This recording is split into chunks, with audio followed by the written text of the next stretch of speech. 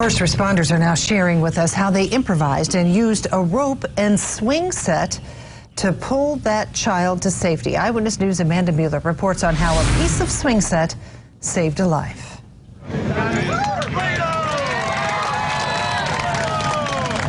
A happy ending made possible by heroes who have trained long and hard to save lives. Anything that you're not supposed to be in, it could be a tank, it could be a well, it could be a drain pipe. Any space that is not meant for a human to be in, we're able to go in and get people out. Thankfully, rope rescue and confined space training is not required often in a combination like this. Very unique. I mean, we've had minor situations, but I've been on 17 years, and that's the first full-fledged confined space rescue that I've made. Rope technicians set up a tripod. It gives us a high anchor point that we can run systems off of to send a rescuer or bring a victim out of the hole. And got to work. And we tried every conventional rescue technique that we know. We tried putting rescuers down the hole. And first 1 and 2. We tried 2 people from the fire department who are our smallest rescuers. Then 3 and 4. And we tried 2 officers from the police department. No one could fit, with options and time starting to run out.